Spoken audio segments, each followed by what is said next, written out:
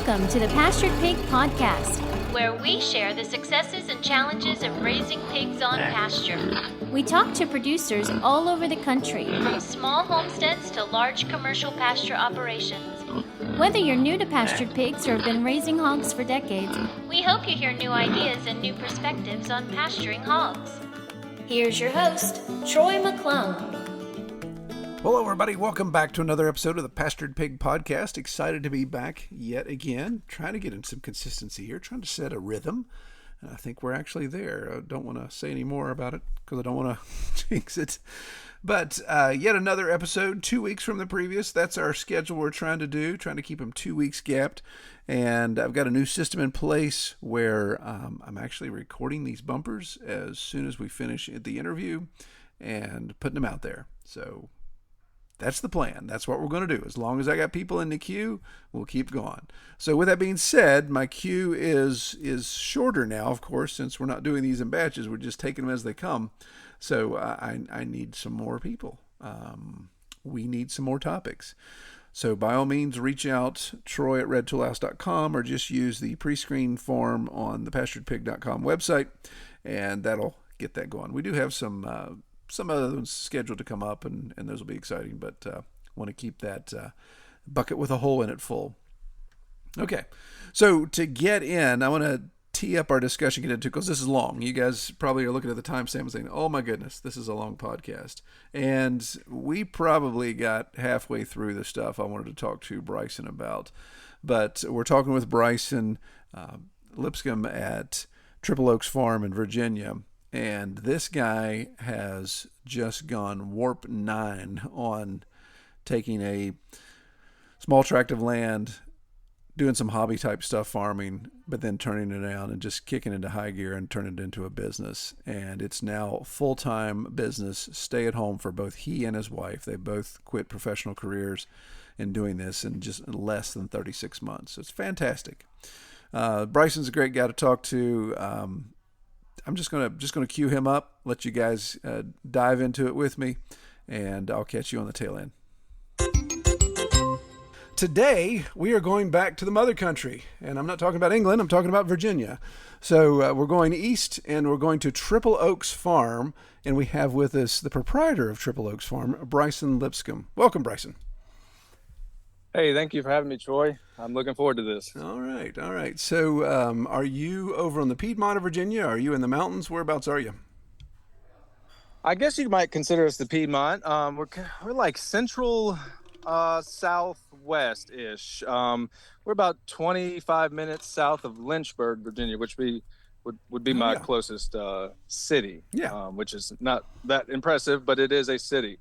A lot of people know Lynchburg, Virginia for Liberty University and more specifically Jerry Falwell and that bunch. Very familiar. I had a lot of friends go to Liberty, so very familiar with that. Yeah, so the terrain, it's I don't have to drive very far to get to the Blue Ridge Mountains, where we are specifically. We're pretty close to the Stanton River, so it gets a little lower where we are, kind of rolling hills. I do have some steep terrain features on my property, but the good thing about the internet is perspective is not too far away, and so I don't have anything on y'all West Virginia pig farmers, and I'm happy that I don't have that problem. Oh yeah. I would take rolling. I'd take rolling hills any day over vertical. Is what it is though. So all right. So let's. We're going to go. I'm going to say this out front.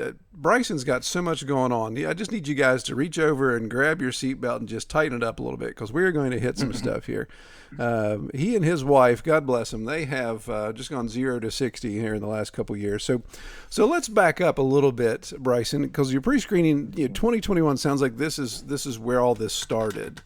But in your pre-screening, I'm not sure where the land falls in that. Is land pre-2021? Were you already on this land, or was it okay? We've got this itch to scratch, and we're going to go find land as well.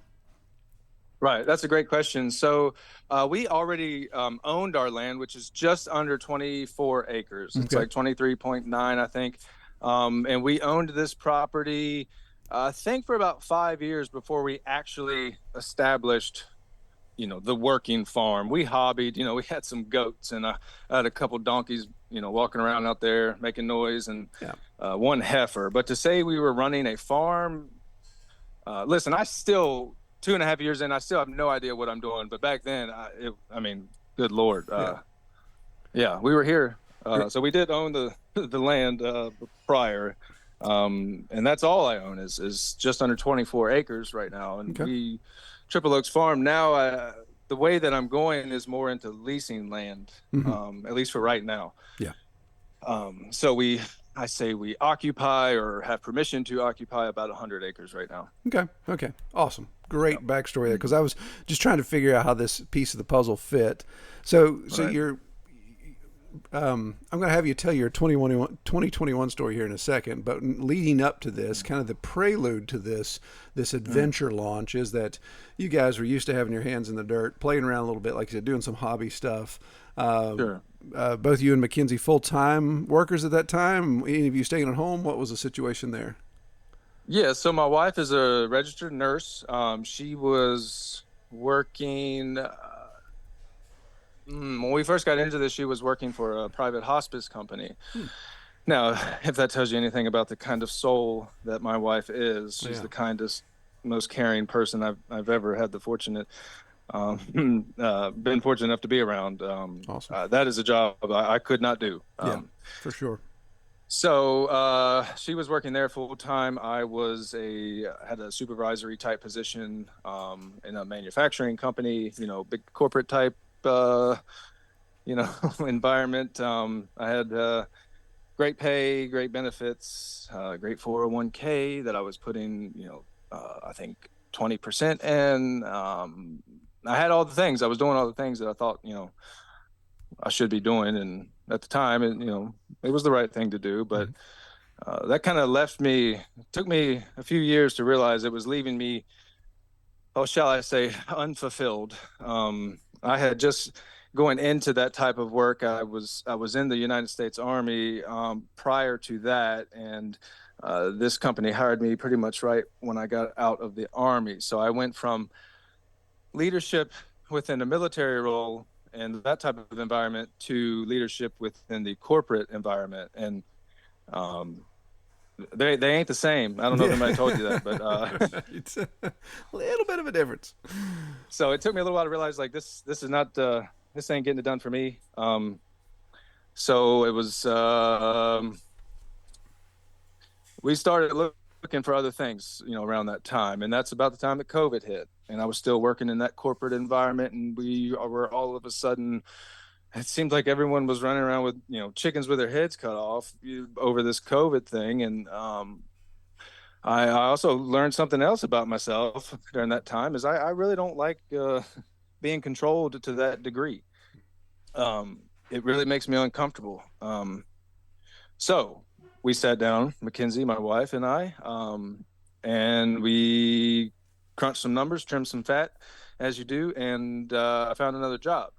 I went to another manufacturing facility to be just a laborer because I was tired of the management role. And I found out even quicker that that ain't for me either. So after 4 months, I was kind of catching on to something at this point. I took a huge pay cut and I gave up a lot on one side. But on the other side, my happiness increased exponentially. I'm like, okay, well, maybe there's something to this here, So we sat down, we trimmed some fat, we crunched some numbers. I walked away and I found another job framing garden sheds for a Mennonite man that was 0.9 miles down the road. And now we're really onto something, okay? Because now I'm home on lunch, doing chores on lunch. I'm home a whole lot more time, and my happiness just continues to go up. It's also important to note I was making less money than I ever had as an adult at that point. Still had the house, still had everything else. You just lower burn rates. You continue to do that. And somewhere in there, I forget specifically, my wife asked me, let me back up before I say this. During 2021 in our area was the first time I personally had ever seen meat on the shelves get short. I used to be we have a Sam's Club. We don't have like Costco around here. We have Walmart and Sam's Club. And I was the guy that would go to Sam's Club every week and buy that like a 2-pack of chuck roasts, and cook them on Sunday and then eat on them all week. Never even thought about the meat or anything about it at the time. But I had also never had to, usually you can get your first choice. If you can't get your first choice, usually there's a pretty decent, plan B. But that was the first time I'd never seen a plan B, C, or D. And the only thing that was left is maybe one of those tubes of very suspicious ground beef at the end. You know what I mean? Yeah. The old beef sock is what I call it. Yeah. So super affordable, man. But it was about that time that my wife was like, "Hey, do you think we could raise a pig to put in our freezer?" I was like, let me see. So let's do some research. I'm like, well, yeah, of course we can raise a pig. Well, you don't just get one, you get two. And then I'll pump the brakes a little bit, because if you let me keep going, we're going to go way down a road, and I want to give you some time to poke and prod as we go. Yeah. No, that's good. That's a good stopping point, because there's a turning point there, and at least in your pre-screening, and you've hit upon it, but I just want to underline it a little bit. So, you sticking your fingers in dirt, but like you said, corporate pushing you one direction, kind of stressing you out, doing those type of things. The pandemic comes on, you start to see little chinks in the armor there as far as the food supply goes. And I always say behind every aggressive farmer is a wife with a nursing degree, and that's and that's awesome. So sitting down and looking at where can we make sacrifices in order to make the changes we want to make. So that's huge. And already being on this land. So that triple step there. So from military to corporate leadership, down to corporate labor, and then down to just general labor. Yeah, that's a pretty big step. What's our time frame there? Is that like over the course of 2 years, 3 years? What are we looking at there? From when I walked away from the first corporate gig, where I was, doing more pencil pushing than anything else, to, let's see, driving nails into 2x4s less than a mile down the road. That was all in a matter of about 6 months. Wow. Okay. So yeah, I told you I was catching on to the feeling pretty quick, and I just kept chasing that happiness. So so you don't wait around. Moss doesn't grow on anything around you, does it? I'm either one extreme or the other, Troy. To a fault, I know, but that's me. All right. So let me unpause you here and go forward. So Mackenzie says, how about a pig so we can raise it? You start doing the research. So take it from there. What rabbit hole did you fall down there? Okay. Oh, I wish you could see me. I'm beaming right now, because this is where I give Troy and the Pasture Pig podcast all the flowers that they deserve. Because when I first started researching into, okay, how do you raise a pig? Like, I can't even remember. It must have been probably Google is where I started. I'm a big podcast listener. I've always one of those guys. I've always got an earbud in my head listening to. Again, I'm not good at this, so I do have access to a plethora of information. So we place a high priority on our education, my wife and I. So we're always listening to something, whether it's farming advice or business advice or life coaching advice. I mean, all that stuff comes in, and it's important, that we stay on top of that. Those are perishable skills, So I found the Pasture Pig podcast naturally. I'm not real sure on this, but I think you had 50 some episodes, maybe around that time. Okay. And I listened to every single episode, took copious notes, went back, listened to them all again, because I worked night shift, and these are 12+ hour shifts at that time. So I could really get after it as far as listening to you talk. And man, I still have those notes, and it's funny what you think is important when you aren't doing something, and start jotting down things. Oh, well, this is going to be important. It's funny. But that's what I did. I don't know if I ever went back and actually used those notes, but I did write them down. That's how I came across Jordan Green. He had done your podcast at least once or maybe twice at that point, by that time. So I started looking into Jordan Green and J&L Green Farm. He was getting ready to host an event at his farm. he does the farrow to finish class. This was essentially a crash course, 1 day farrow to finish class for he did, excuse me, he did it for like veterans and Awesome. first responders and stuff.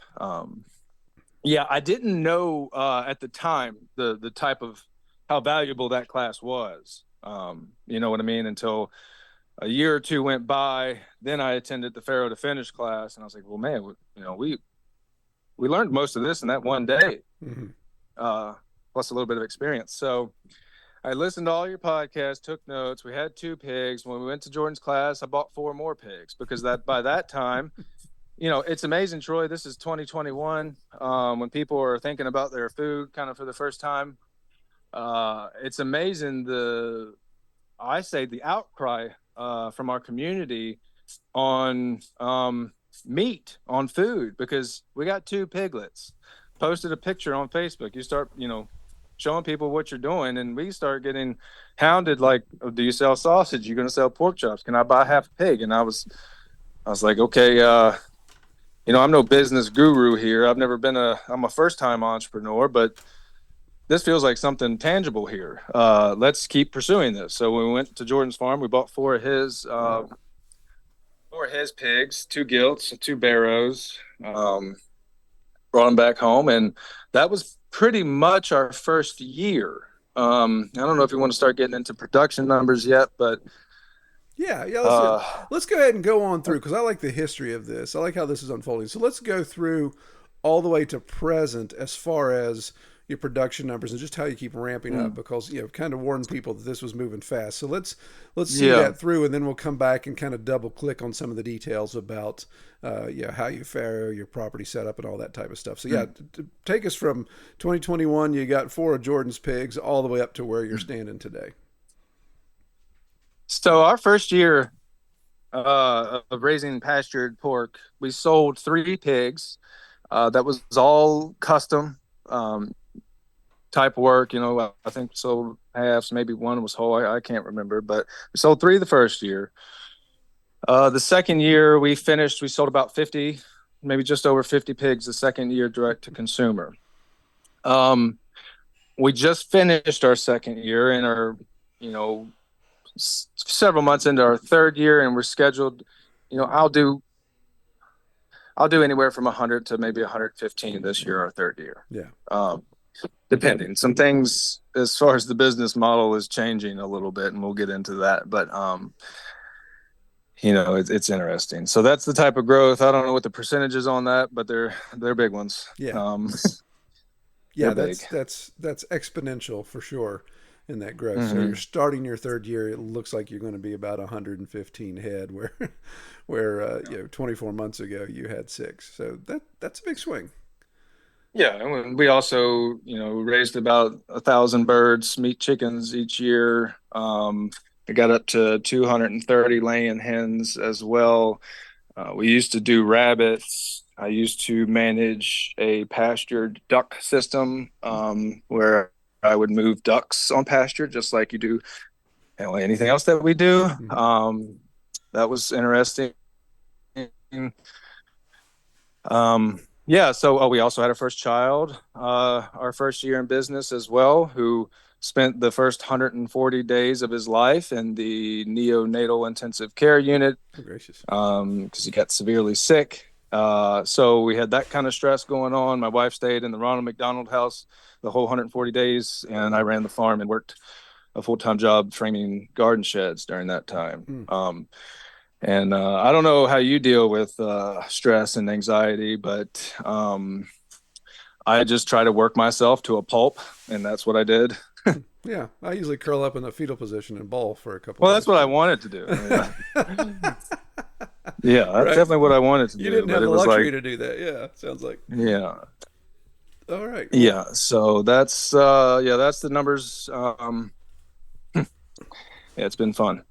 Okay, cool. So let's stick a pin in that, because you're not a one-trick pony. So we'll swing this gate back around here in a bit and talk about what else you're doing on the farm and how this polyculture and value added is making this business grow even more. But I want to talk about there's obviously a switch that flipped, and you mentioned it there briefly when you posted on Facebook and people started asking questions. But there, in in less than 30 months, you went from your wife saying, "Hey, let's get a pig so we can have some pork to eat," to this becoming a business. And I assume now that you may still be doing shed work, and building sheds for the Mennonite fella down the road, but that's probably not your biggest income earner right now, I assume. No, sir. No, sir. I'm full time on the farm Yeah. now, and so Okay. is my wife. Gotcha. Wow. Okay. So even Mackenzie is, that's incredible. I created a full time job for her well before myself. Yeah. It's funny how that works. Yeah. Yeah. Yeah. That's good. Well, it's good to delegate. That's the military experience you have. Oh, dissemination and delegation, my friend. Awesome. Okay, but so let's talk about this. So with Facebook, you get that inquiry, and you have those first. What was it? The first 6 hogs, the 2 you had, and the 4 more from Jordan, and you said you raised some of those out. So some of those obviously you consumed yourself. So you got that reward of raising your pigs. So you guys are enjoying your own pork. And then you were able to sell some of the others as wholes and halves to family and friends. So at what point, or was there a point, was there a smoking gun where you and Mackenzie are sitting around the table saying, "Hey, this pork chop's great. You know what? This could be the direction I go and not look back when it comes to career." Was there anything like that? I don't think there was necessarily a smoking gun, but the production numbers is not just a testament to our hard work. I think it's a true testament to the need of this type of thing in the community right now. Exactly. I would have to be blind and deaf or hard of hearing to not see this. You know what I mean? So yeah, we bought my first big team of pigs. I say big team of pigs. My largest investment at the time was we bought 20 piglets, and I thought, oh boy, what have we done? And then I bought 4 more, so I had a team of 24 pigs. That's what we refer to as Team 1 officially. We call our feeder teams because it sounds cooler than herd. I like it. Yeah, so we had 24 weaned piglets, and that was when my wife was admitted to the hospital. Was during. I actually left the hospital to go buy piglets at 2 separate areas of the state. Came back, 8 hours later. Wow. I don't know if don't take marriage advice from me. Right. That's like you said, you got a very gracious and loving wife, it sounds like. So Yeah, that's right. So That's 24 pigs. So that's a substantial outlay of cash at one point. I mean, if I'm doing the math roughly, depending on, I don't know what you paid for them, but that could be anywhere from $2 to $4 grand that you outlaid right there in one. Yeah, plot, that's right. So how do you? Was that kind of an oh crap moment? This just got real quick. I mean, what was kind of going through your head at that point? Well, let me tell you, the real oh crap moment was, I thought at the time, someone will appreciate this. I thought that I could bring home these 20, these specific ones were Berkshires at the time, which tend to be a little bit more energetic, wiry of a pig, knowing what I know now. And these pigs came from a farm that had, woven wire up all the way around the perimeter and, a single strand of hot on the inside. And I thought, well, that's good enough. These pigs will do fine on my single strand of poly braid that I had put up in this spot in the woods with a feeder right in the center of it. And so I backed the trailer up, kicked all these piglets off the trailer, and immediately I realized, well, they don't care at all about this single strand of poly braid. Not one bit. They could go under it. They were jumping over it. And so it hadn't completely fell apart at that point, but a couple days later, I had a German Shepherd. He ran down there, and I don't know if it was his first time or seeing him or what, but he lost his mind. And he jumps in there and he starts chasing piglets to the point where he grabbed a piglet by its back and is holding on the ground. So I'm running in there, grab this dog, take him up, put him up in the barn. And when I come back, Troy, there's not a piglet to be seen. Well, no, yeah. So I just watched like I said, my largest investment, my biggest leap of faith just disappear. I ran like a crazy man, all over our property from one end to the other. I got in the truck and ran up and down the road, and I was just frantic.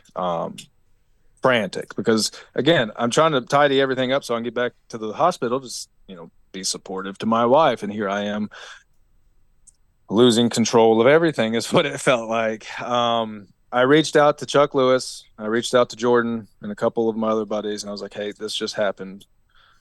First thing they asked was, did they have access to a bulk feeder? I'm like, yep.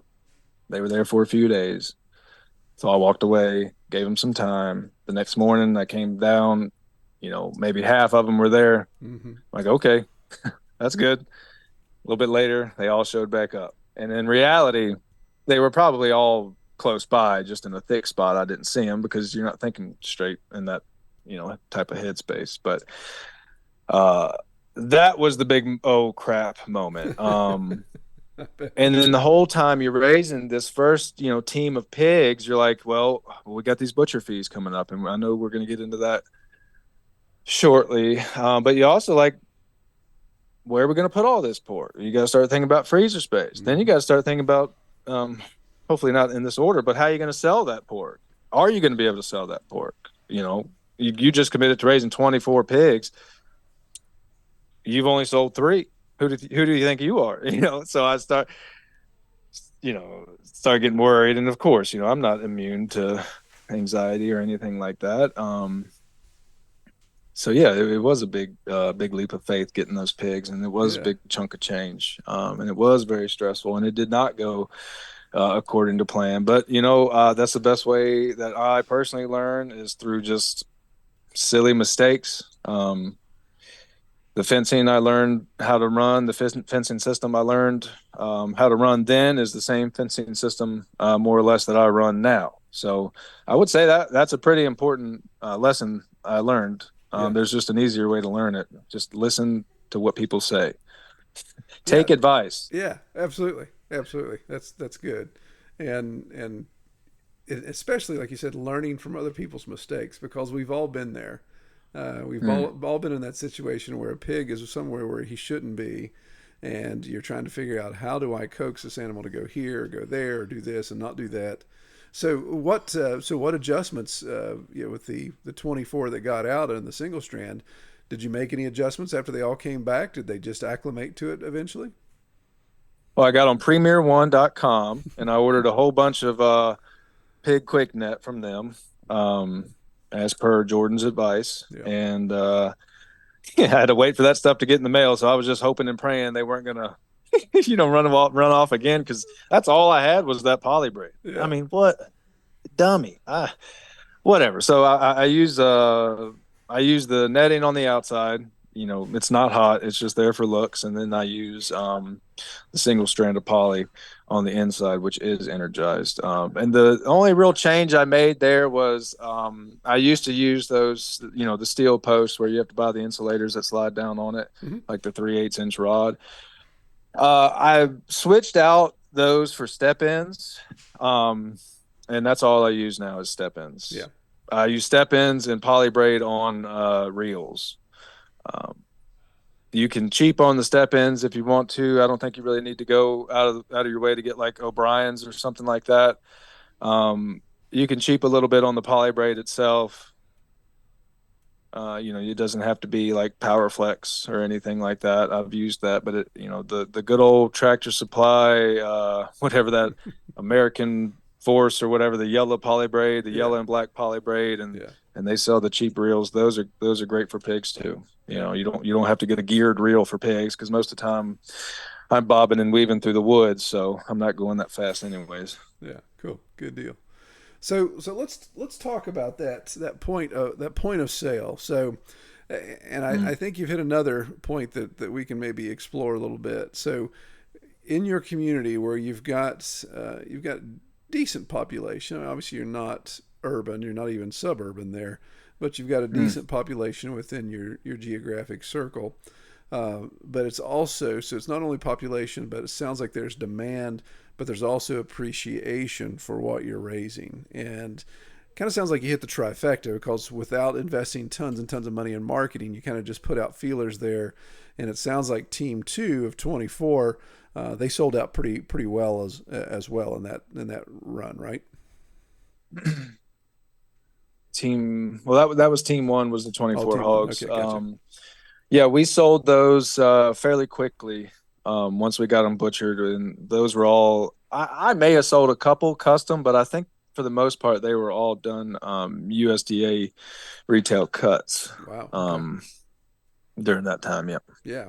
So you made obviously the underpoint there. So since those weren't custom, then you were bringing all that meat back, and you had mentioned freezer. So how quickly, when it came to infrastructure, did you have to adjust for freezer space and those type of things? What did you end up doing there?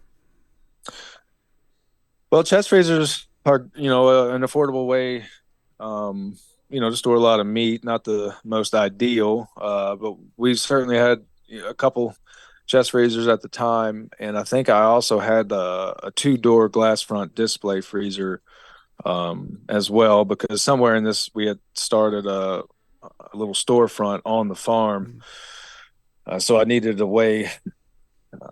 I needed people to see the meat, so we bought a used freezer it came out of a Dollar General, and you can find guys buying on those, refurbishing those all day, every day on the internet. So yeah, we certainly bought some freezers, invested some money, sure. Yeah. To hold that meat. Yeah. So that was like a barn or garage situation where you had those queued up. Yeah, that's right. Yeah. All right. Good deal.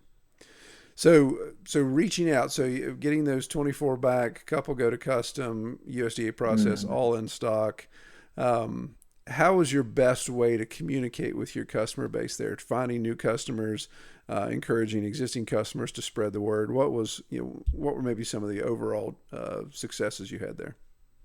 Man, in the beginning, it was a lot harder. Kind of like, you don't have a customer base at that point. So you can do a lot of the social media stuff, just organic.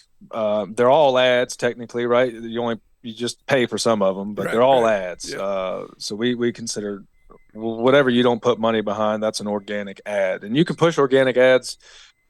I think you should be pushing them all day, every day. That's easy way that everybody can market their stuff. But I think what really was beneficial to us was farmers markets, getting in front of people, having conversations, building relationships, building trust. That was really important. And once people kind of pick up on what you're putting down, the word travels, and as long as you treat those people decently, they'll keep coming back and supporting you. So yeah, farmers markets were a big deal. That being said, I feel a little bit differently about the farmers markets now. I'm kind of become a bit jaded to them, but at that time, farmers markets, getting in front of people, shaking hands, showing them what you're doing and why you're doing it. The education side of this business is very important. This is when you start getting into anybody. I say this all the time, Troy. Anybody can grow it. Not everybody can sell it. Yeah. Because there's a lot of old school farmers out there growing it. And you see them come and go into the DTC game every day almost. They say, well, I've been raising beef and selling calves off to feedlot operations. Well, we just finished these and now I'm a beef producer. Mm-hmm. Well, technically, yes, you are. But just sit back and watch those folks realize the work that is involved to get those types of prices. And most of them get out because it is work. Yeah. Marketing is a job. Yeah. It becomes a field of dreams attitude. They're like, well, yeah, I've built this farm. People are going to recognize it and know it, and I don't have to do a lot of the legwork that goes along with it. And I like what you said about markets, because I think that's key. To me, farmers markets are it's like business after hours. It's like networking, business networking. It's like cold calls. Nobody likes to do it, but you got to do it. If you're looking to build a customer base, the best way to do that, like you said, is to let people touch and feel your product and be able to turn around and ask you questions about it. And yeah, you may burn Saturdays for a season or two, but it is a great opportunity to build that customer base and build it fast. And I think your goal, our goal certainly is not long. It's not my goal to find a really big market and then just live there for 10 years. The goal was always drive the sales, drive the business back to the farm, my home. Yeah. Because you know what? People bringing you money is really, really cool. Yeah, exactly. Especially you don't have to load stuff. You're not moving everything around. You don't have all that Oh, yeah. liability of product being moved around. So how have you done that now? So not being as involved, maybe not involved at all in the markets now. Are you using the on-farm store? Or using a website? Using a combination of Mm. both? Yeah, so we're still involved. I still feel like the business uh, would greatly benefit from being in a good market still today. However, humans manage farmers markets, which means you have to deal with human beings. Hmm. And so we've either been the two largest markets in the area. One of them I sold. I was a permanent vendor for the it was like our second year in business. Yeah, our second year in business. Last year I sold there all summer, did great. We could it's nice to know, you're gonna make at least X amount on this day. No matter what. That's really nice. But I got kicked out of that market, wasn't accepted back this year because, a lot of we haven't touched on any of this, but a lot of what we do really blurs the lines uh to some people, and that was an inspected market. So that market manager was fearful of, well, basically over half of what I did. We manage a herd share program, which, Hmm.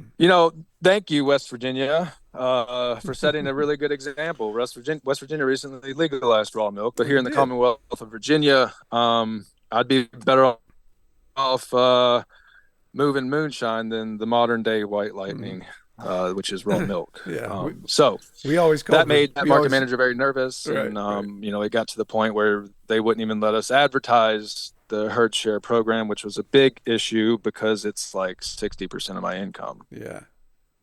Yeah. Hmm. That's huge. Yeah, we always called Virginia the commie state. Yeah, obviously it was right beside us. So yeah, Oh, yeah, you'd yeah, cross. say it louder. We crossed through the tunnel there, and it's like no radar detectors, and that's back before the seatbelt laws were common. So seatbelts were required.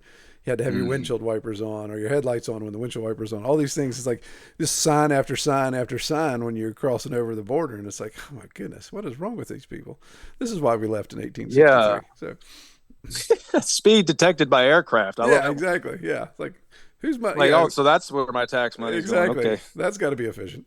yeah, So, all lots right, of control, lots of control. all right. So, you said something there that obviously the I think a lot of our listeners are saying, "Wait a minute, what? 60% of your income is what?" So let's go ahead and go down that rabbit trail. So there's value added services. You aren't just the hog producer. There's value added services and additional product that you are managing and or producing through the farm. So go ahead and let's unpack all of that. Okay, get ready. So from the top, I think I was very guilty of this, and I think I see it in several other folks starting, farms, direct to consumer farms like this. Is, well, I get on the Joel Salatin polyface boat, and I get into this way of farming, and well, you got to have laying chickens. You got to have that farm fresh egg, right, to sell. Well, then you got to have pasture poultry. So read pasture poultry profits, and well, what about beef? You got to have grass-fed beef for people. People want grass-fed beef. And of course, we did the pigs already. So, well, what about duck egg? And you just start adding all these species, all these chores, all these completely different, management systems, because you feel like if you let your customer, they'll push you into that position, I think. And that's what we did. We were just trying to fill all the needs. And what I learned pretty quickly, and also listening to the advice of others, I can't do everything Mm-hmm. without becoming a statistic and burn out before 5 years. And I desperately don't want to burn out. We say all the time, just do this for 10 years, and even if we stink at it, at least we didn't quit after 10 years. We'll still have something to show. Shoot for the stars. You might land on the moon, is a nerdy way of putting that. But so I started as it was clear. to me that the pastured pork enterprise and the dairy enterprise were going to be the two mainstays, the two main money makers for us, I started cutting anchors. We got rid of the rabbits. I stopped managing the ducks. I butchered the few head of cattle. Like, I don't have enough pasture, clearly, with less than 24 acres. I don't have enough pasture to be even a moderately sized beef producer. So it doesn't make sense for me to do it. So we dropped that. But as I was dropping these things, I had met or already had friends that were doing something similar. So the herd share program, for instance, that we don't own the dairy. It's one of my very near and dear friends started that dairy about the time we were starting this farm. So I took over just managing his herd share program in the beginning, with really no idea how that thing was going to evolve. And then it's turned into, what I knew it could be. We still have a long ways to go. I don't know where I was going with that, but so the herd share program and the pork are our two biggest things. Yeah. We do sell beef. I went around, I think 4 or 5 different beef producers and tried their beef because, Troy, I got a sensitive palate, and man, I am hard to please. And so I tried several other people's beef, and so I finally found one that I was happy with, the way that they manage the cows. Anybody that we work with, we make it very clear. No matter how good your product is, if we don't stand in alignment, morally and ethically, then we don't work with you. So that's also a limiting factor in these decisions too. But we finally found a beef producer who I liked the way he managed his cows. He would listen to me as far as what I like to see in a feed program, because I also cannot stand grass-fed finished beef. You can get lost with that. My kind of mission statement on the beef is, I understand why you're looking for grass-fed beef, because, it's maybe the consumer, say your average consumer, is under the impression that animal is raised in more honorably or respectfully. And what we tell folks is, we can still raise that animal with respect in a regenerative fashion and check all those blocks that we want to be checked. And I can just supplement a little feed in that creature's life to tweak the flavor of that fat and increase the IMF factor just a little bit. And I personally don't have a problem with that. And I've come to find out we have folks seeking us out because they feel the same way as I do. They're like, I tried so-and-so's beef, and that grass finished stuff is kind of funky tasting. I'm like, yeah, I feel the same way. Welcome aboard. Can be tough. So we work too. with Yeah. another beef. We work with another beef producer to have beef available for our customers. We're still making a little bit of chicken as far as meat poultry goes. We scaled that 60% this year, so we went from 1,000 down to 400. That's pretty much. I'll fill my freezer for the year for chicken, and I'll sell a little bit. We used to do all the cuts with chicken, all the cuts. This year we're just doing whole birds. Were you guys processing on farm? I'm going for efficiency here. Yeah. And cutting up chickens is the only thing I've ever had to hire people for. Gotcha. Yeah. And when I'm standing there and I see how fast, it's just, I've got a great team of women that cut chickens up and process birds for me. Because women have a better attention to detail than dudes, and I also have enough ego for this entire farm, so we can't get it twisted. But it's the only thing that I have to employ people, and when I see how fast they can process a whole bird versus how long it takes to do cuts, it's a pretty easy decision for me, especially when we don't have an issue selling whole chickens for anywhere from $20 to $25 for a 3.5 to a 4.5 pound bird. Yeah. These are small birds too. Yeah. So that's what we're doing this year to kind of better focus and throttle that enterprise. By the end of the year, we won't have any land chickens. Like I said, I don't have rabbits anymore. We turn the ducks out to the pond and just let them be free. What else do I buy and resell? Oh my God, there's a double rainbow right now. Look at that. We started working with a local fish trout hatchery out of Fincastle, Virginia. He's raising trout. If you were going to farm fish, Troy, you would do it like this. It's essentially the cleanest operation I guess you could ever do. It's all spring fed mountain water type stuff, and Yeah. man, it produces a phenomenal fish. I'm not even a big fish fan, but so we sell fish from another farm as well. I sell honey from another farm. That's great. Oh man, yeah. There's Yeah. probably some more stuff. I don't know. Yeah, but that's huge. I mean, that's like you said, that's having the wherewithal to stop and look and say, okay, to do this and to do this well, we have to scale down in these areas so we can scale up in others. Mm. And yeah, that's something I've always struggled with because it's well, I'm admitting defeat on that I can't do everything I wanted to do, but Mm. that's foolish to think that way to look and say, okay, well, yeah, everything has its own, like you said, own control, its own process, has its own equipment, has its own feed. So all that just keeps adding to the work, the Mm. storage, the maintenance, all of those type of things. And to look and say, man, we do really, really well at raising pigs on this property. And the other thing I do really well is managing. That's I assume that's where your Yeah. military, your leadership experience, all of your previous trainings come in to say, hey, yeah, Mackenzie and I, we're pretty good business people, so we can Mm. manage all of these other aspects and help farmers try to get their product out there, and of course be able to profit off that as well. And I think that's Yeah. huge, and that's where the scalability. You said in your pre-screening stuff that. 200 plus gallons of milk on a weekly basis. You guys are moving through the herd Yeah, share. that's right. Yeah, that's Hmm. fantastic. It's phenomenal. So yeah, and we did that in actually less than a year. When I took over that program, yeah, we were at like 5, 6, maybe 7 gallons a week. No paperwork or anything like that. It was just kind of a handshake deal type stuff. And I legitimized it as much as you can legitimize it in the state of Virginia. Yeah.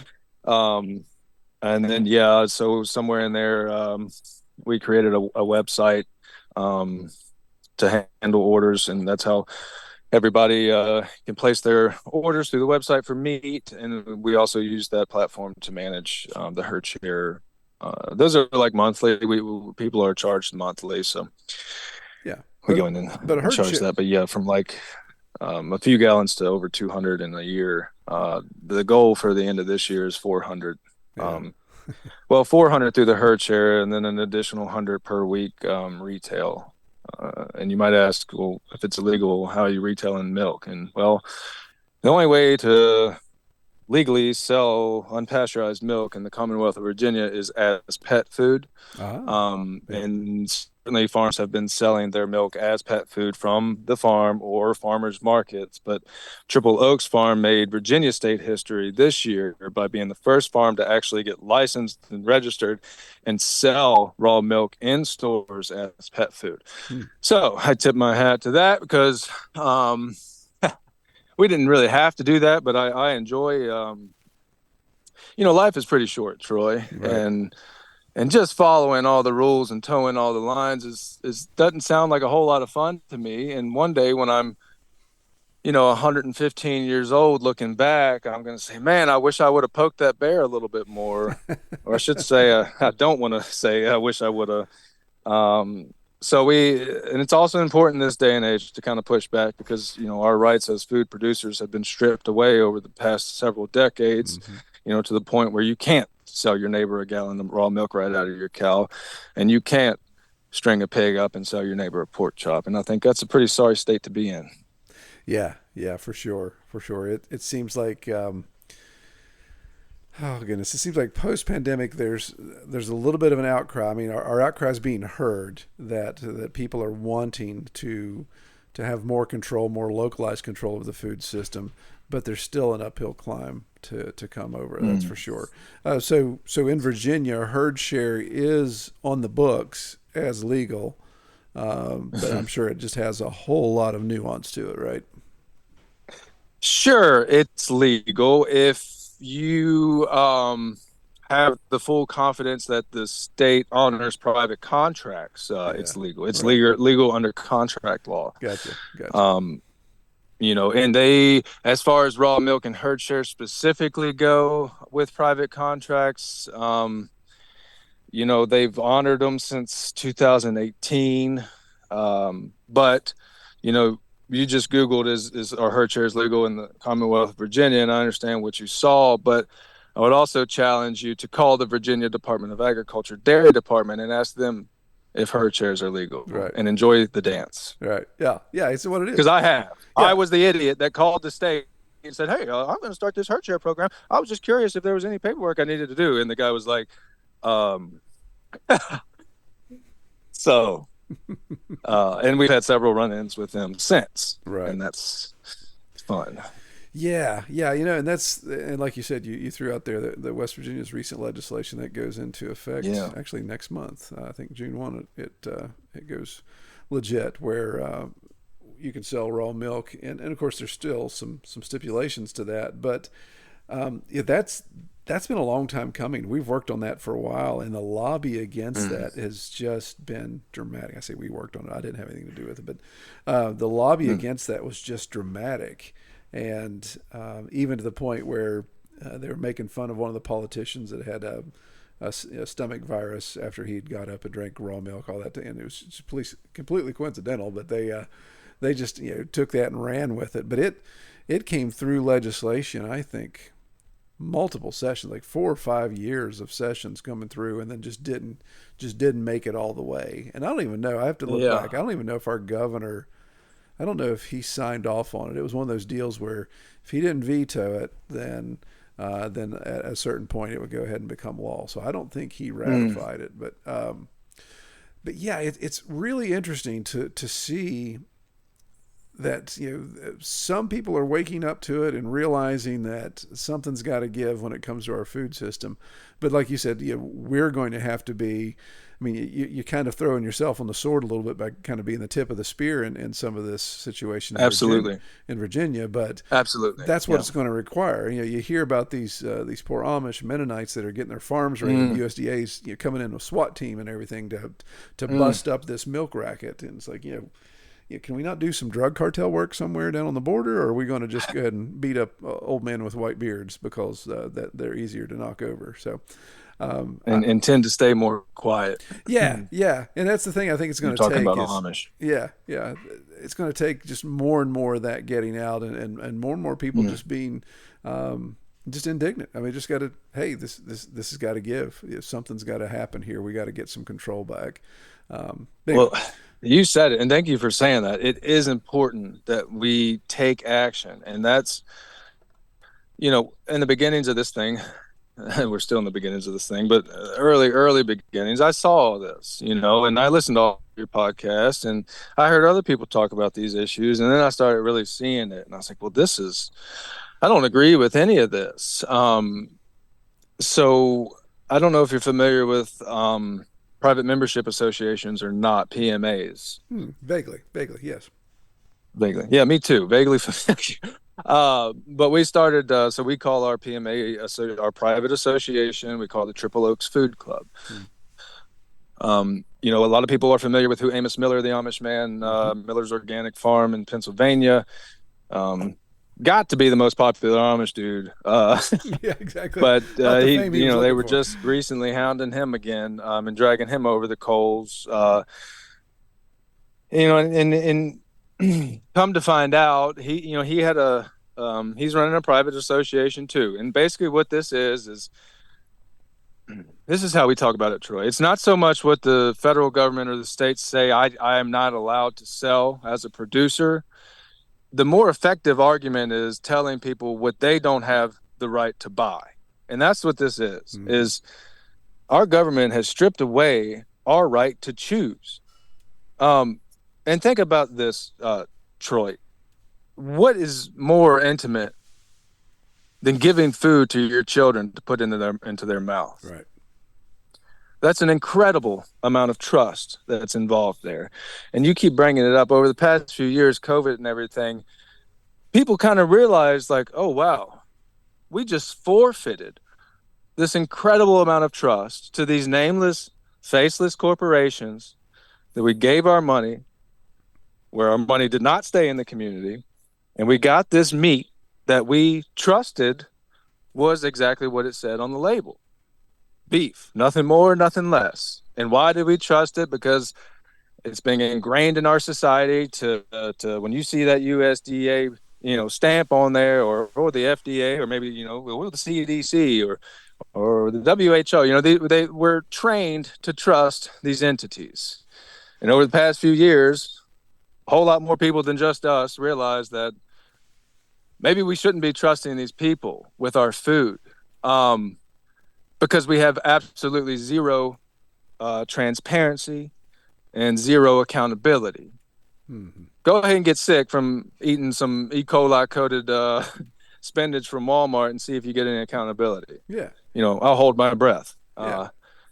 Well, Go ahead and get sick from that pound of ground beef. Who are you going to call? Exactly. You have no accountability. If they'd ever passed the daggone Prime Act, people would realize, well, if you buy local, you have 1,000 times more accountability than you ever did in the store. Yeah. Why? Because, well, me as a producer, my name is on that package. The processor's name is on the package. And the third party in that transaction is you, the consumer. And that's the three people that should be involved here. Mm-hmm. I would like to eliminate the processor and have it be two people involved, the consumer and the producer. I say all the time, if you can't, well, you should make it a goal to try to shake the person's hand that's making your food. Try to do that. Yep. And if you can't, you know where you need to work on. Yeah, exactly. Well, that's what always gets me fired up about the whole ground beef thing is somebody says, I want ground beef that's local, and I want to know about the cow it came from versus what am I getting in the store? Well, you could have a little bit of 600 cows in that ground beef because of these mass processing facilities. And like you said, backtracking when there's contamination and all the issues associated with that. And to not have that choice, or for it to be so regulated, or even worse, what I think is just so frustrating about it is there's so many things that you have to do. Like with us still with USDA here, the expense, it just keeps making things more and more expensive because of the hoops have to jump through. The processor has to have that USDA employee there, that has to, all the expenses there that go along with that, or there's only X amount of days they'll process because that's the only day that they can afford to have the USDA guy there. So it causes a bottleneck. This is as large as this processor can get. So he has this bottleneck. Yep.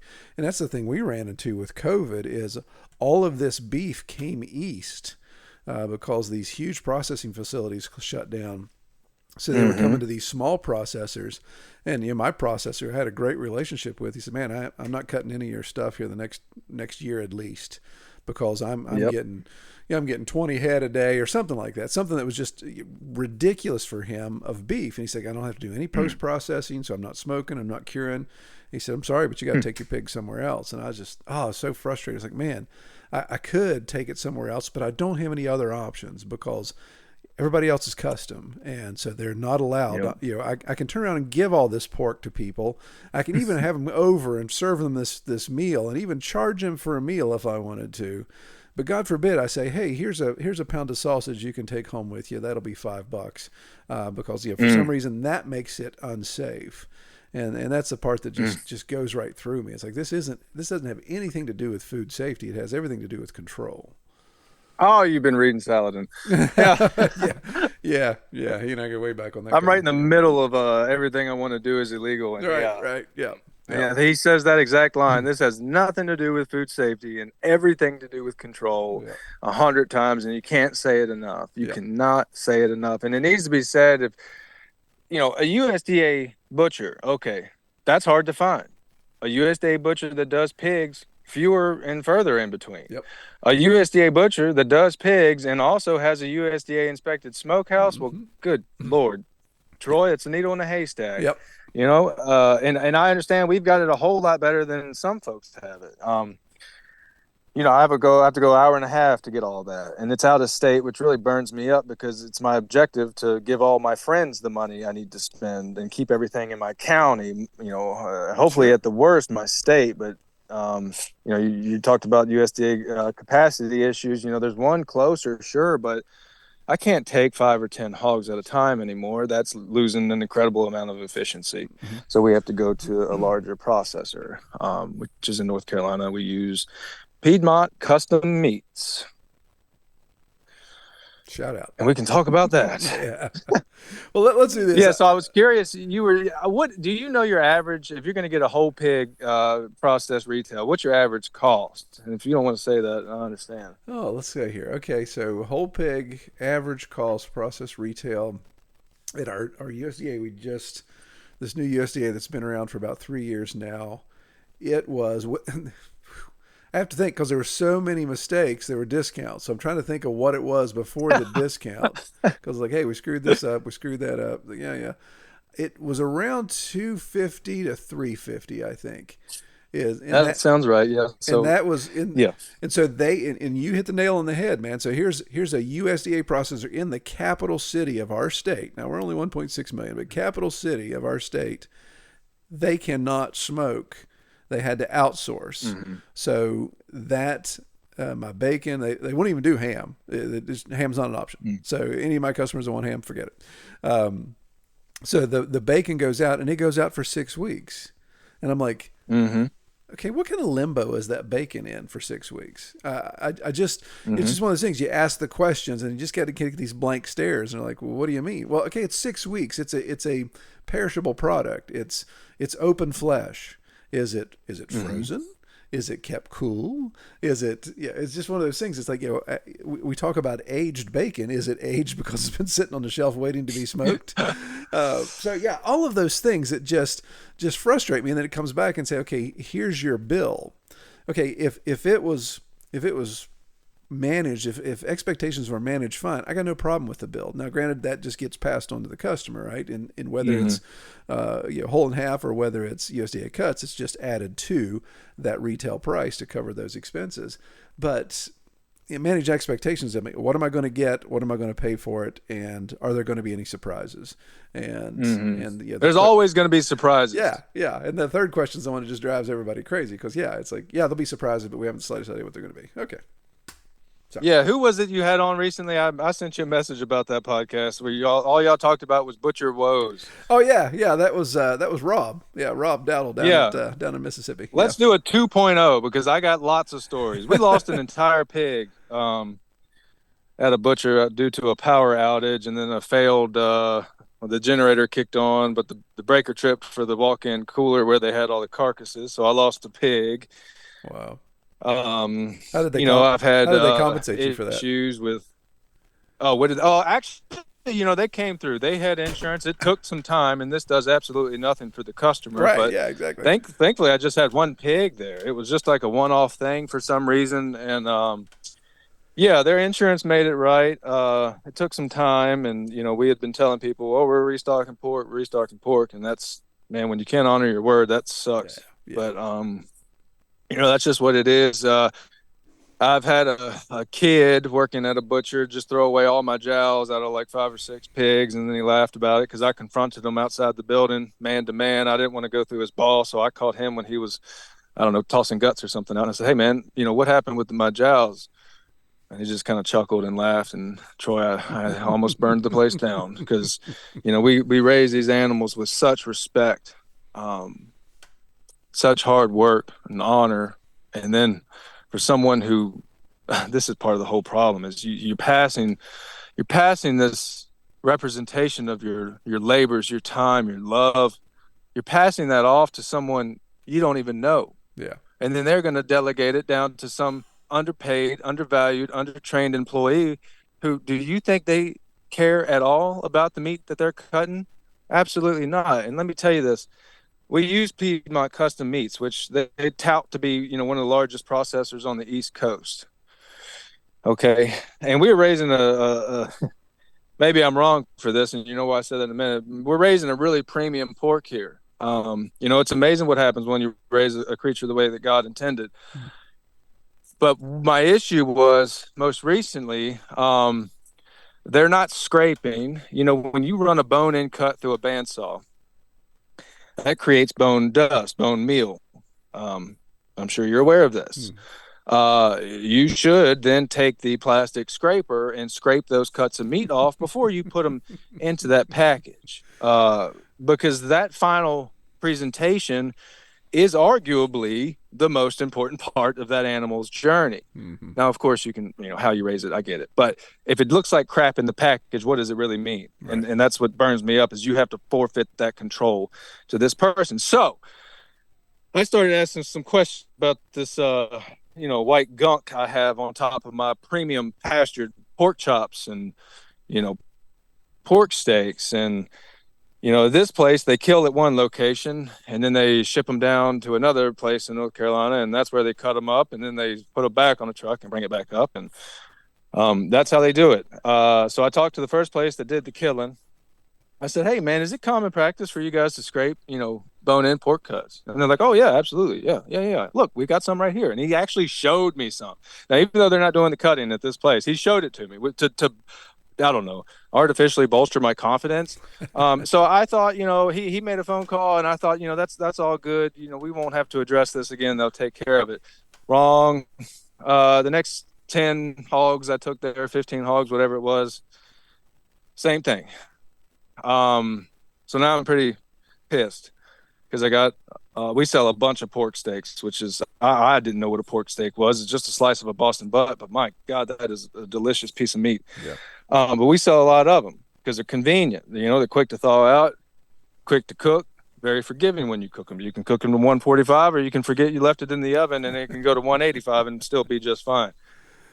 But they're a big deal. All the cuts, all the meat is a big deal to us. So the next time I saw the same issue. Well, this time I kind of make a stink, and I sit in the office. I've got one cull sow on the trailer, and I was not going to let that sow off that trailer until I talked to somebody about this issue. Why are we not scraping the nasty, gunky bone dust off of my cuts of meat? So I actually got on the phone with the owner. His name is Larry Moore, owns Piedmont Custom Meats.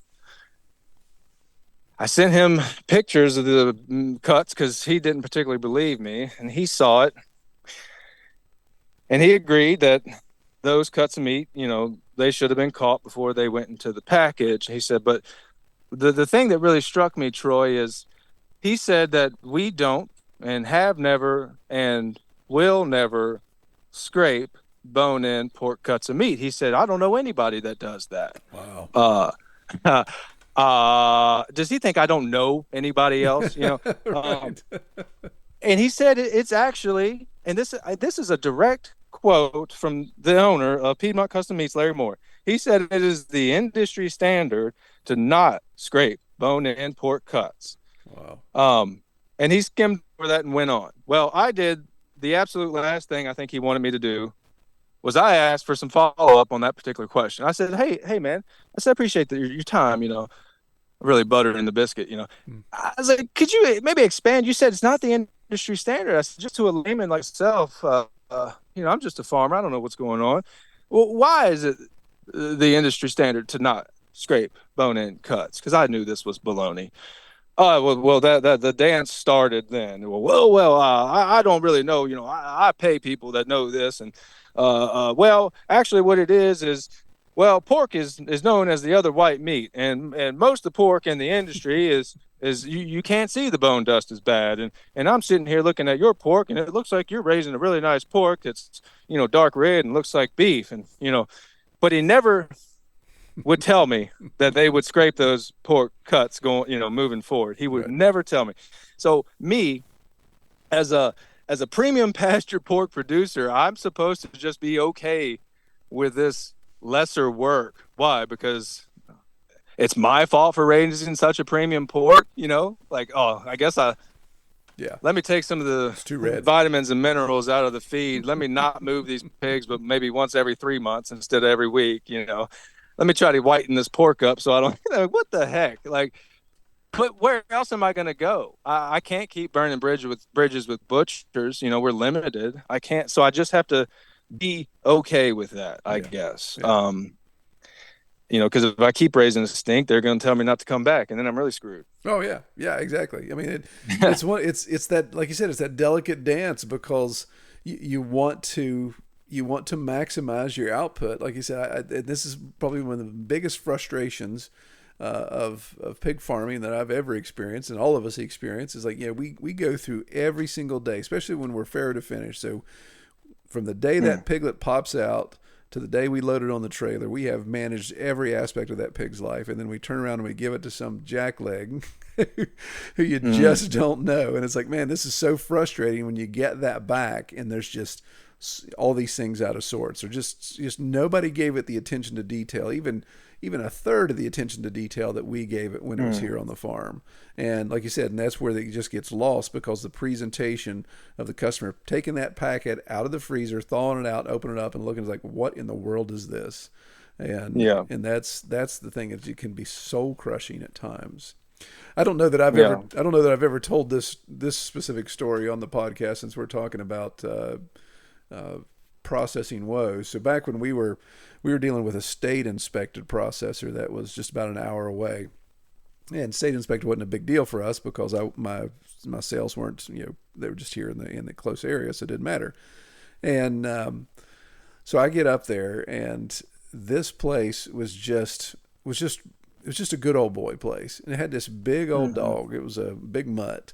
And that dog's just barking and barking and barking at my processing trailer. And I'm like, really? Can you put your dog away? And just, getting the pig stirred up. The pig were getting rowdy inside the trailer. I think I had 12 or 15 of them. And the guy, because this is West Virginia, nothing's flat. So even the unloading point was on a slope. So we're coming back, and his gate that would swing over and catch the right side of the trailer created a little gap. Well, he would just stick a board down in there to keep the pig from turning and just shooting under the trailer and being free in the woods. Well, so I'm in there, I'm in the trailer moving the pigs out. They're hopping down. A lot of them are doing. Well, that dog's just there barking, and get his head between the gate, barking, snapping at him and everything. And I'm like, can you do something with your dog? He's, oh, that dog's fine. That dog's not going to do anything. And sure enough, that dog cornered one. And that pig got his nose behind that guy's board he had held there. And of course, once the nose is behind it, it's game over. Flip that board out of the way, knock that guy back, and that pig's out in the middle of nowhere. And it took us 30 minutes to try to get even within 30 yards of that pig. And he finally had one of his guys come out and shoot that thing in the meadow right where it was. And so he's dragging it over there. He's like, we got it. And then he looks at me and says, now I can't process this for you, inspected, because it didn't die on my kill floor. It's got to die on my kill floor for me to be able to inspect it. So you're just going to have to get this one, not for resale.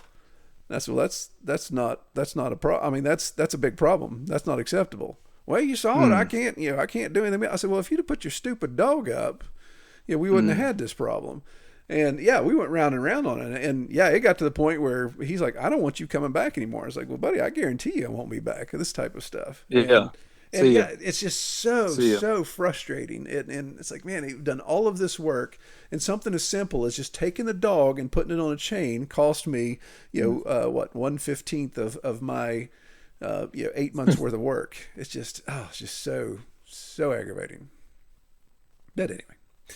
Well, let's do this. So we're in an hour and 10 minutes, and I do want to, man, we're going to have you back on, because there's more stuff I want to talk to you about. In fact, I haven't talked about anything. We haven't even talked about the whole farrowing. I mean, we got a lot to talk about. I haven't talked about the breed, the layout, all that type of stuff. But we'll get you back on here, because I know you wouldn't believe the pushback I get when these things get too long. So I want to try to be sensitive to all you people that only have 45-minute commutes, or you don't have any other time to sit down and listen to the podcast. Well, they can't hit pause. I know.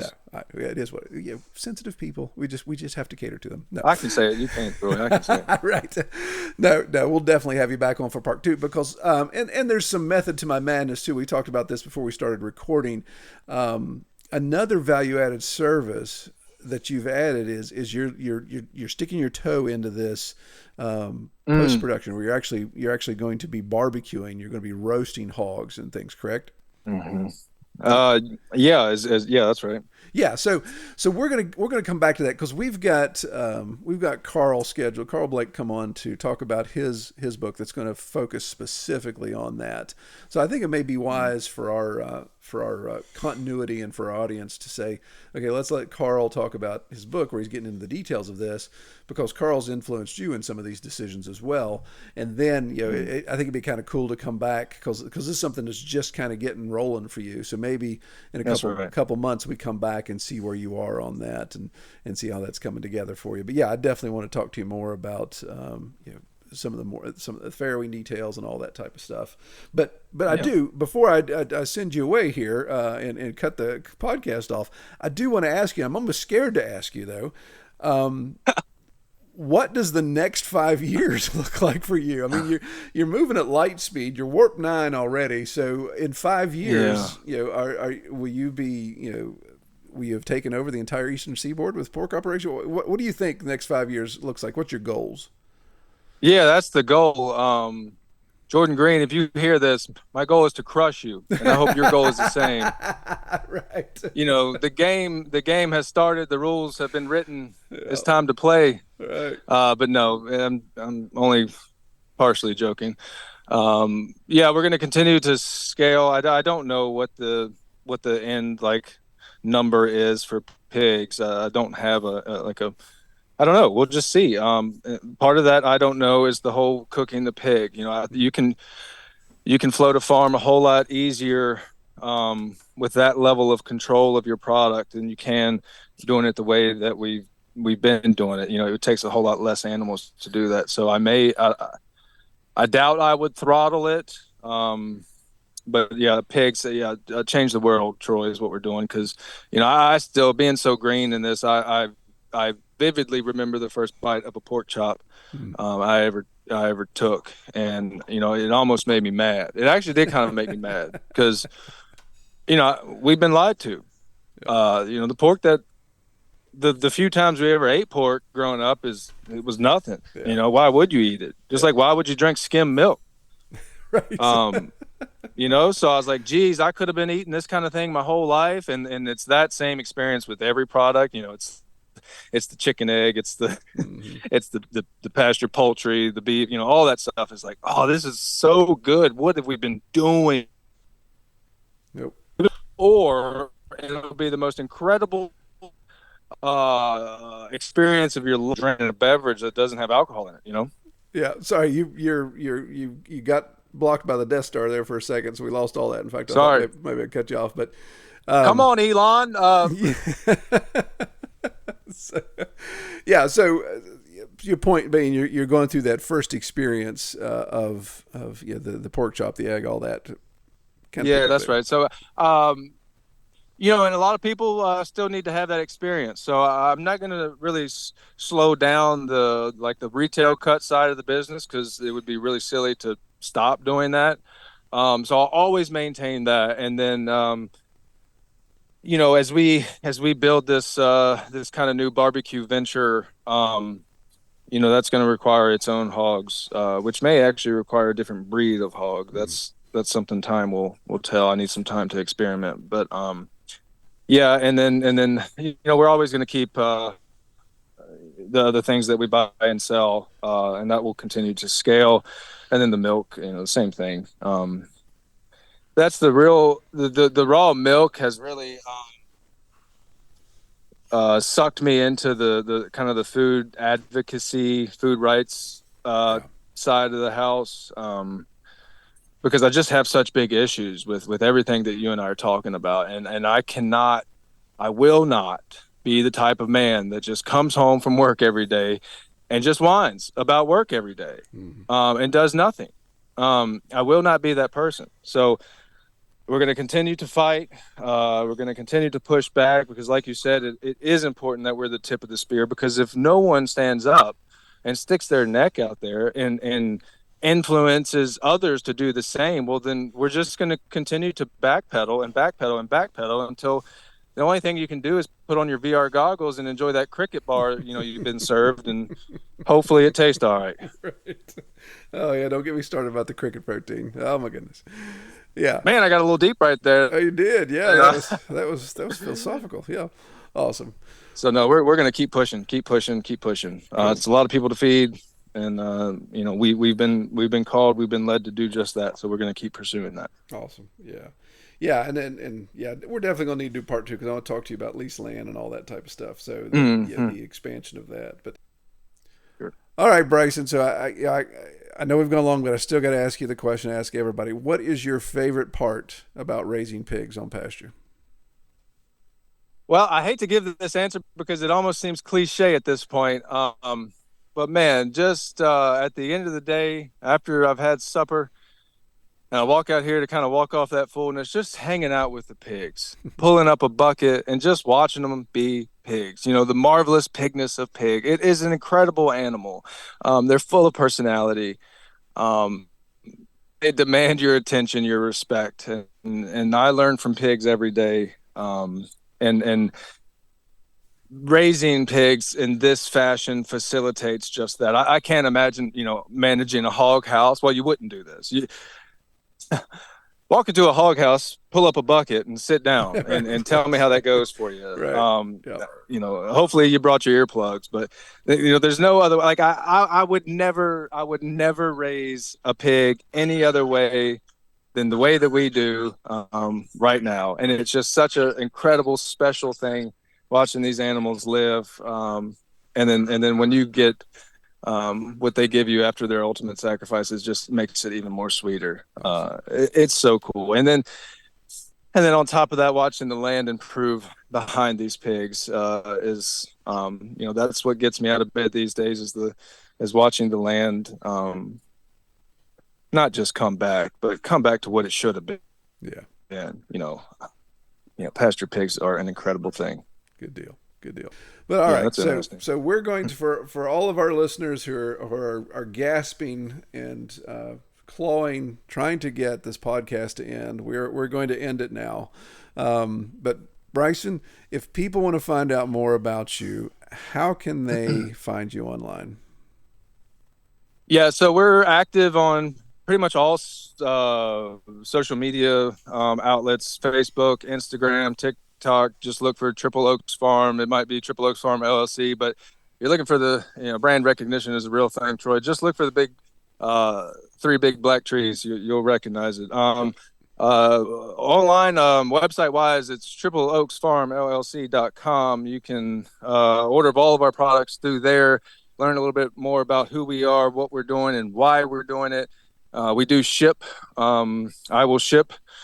This time of year, I get a little hesitant to get too far out west, but we do ship. Like I'd ship to you, Troy, no problem. I'll ship you milk, fish, meat, milk, fish, pork, eggs, whatever you want. Awesome. And we'll ship it. Cool. So that's how you can find us. All right. Well, great. I'm pretty hard not to find. That's the goal. Yeah. No, I've definitely seen you active on Facebook. That's it's good. Like you said, just keeping your name out there, and you're preaching to the choir on brand recognition. People got to see it, they got to know it, and it's got to just stick in their mind. So let's do a whole marketing. This is your field, man, the marketing side, and I have fell in love with it. It's what a game. Yeah. Oh, it is. It is. It's like a game of chess, man. You're constantly coming up with different strategies and looking at data and looking to see what the opponent's doing, all that type of stuff. Yeah, it's fun stuff. All right. Well, goodness, Bryson, I appreciate you coming on the podcast, man. Like I said, I kindred spirit here. I think we could talk to one another for hours. And you try to solve the world's problems when it comes to pork, but we'll stick a fork in it right now, pardon the pun, and then we'll pick up maybe look at getting you back on around fall as seasons changing, and then readdress some of these things, because there's going to be a lot that's going to happen for you in the next couple months, it sounds like. So it sounds like we could come back and unpack a lot of things there. But I appreciate you being on the podcast, and I pray you have a great week. Woo, we covered a lot of ground there, and kind of got off on a tangent a little bit about processing woes and government intervention, all that type of stuff. And the conversation actually continued after we hit the pause button. But I wanted to make sure we kept this podcast as as concise as possible. I know 123. I know an hour and 23 minutes at this point is a little bit overkill, but really good conversation with him. And we will have him back on. I think we'll have him back on this fall and just see what's transpired. It seems like, a 4 to 6 month window for him. So much can change. So it's not like we'll be plowing the same ground. Well, again, if you would like to be on the podcast, or you know somebody that should be, or a specific topic, we kind of played around with some of the breed associations. If you're tied to a breed association and we haven't covered your breed association yet, let me know. We can try to schedule that. I'd like to also just look at some different business model discussions and those type of things. So just reach out to me, troy@redtoolhouse.com, or use the pre-screening information on thepasturedpig.com, and we'll get you scheduled. Well, we'll try to do this again in 2 weeks. Lord willing and the creek don't rise. Pray y'all have a great week. Take care. We hope you have enjoyed this episode of the Pastured Pig Podcast. To learn more about our podcast, or to submit topics or recommend guests for future episodes, visit redtoolhouse.com.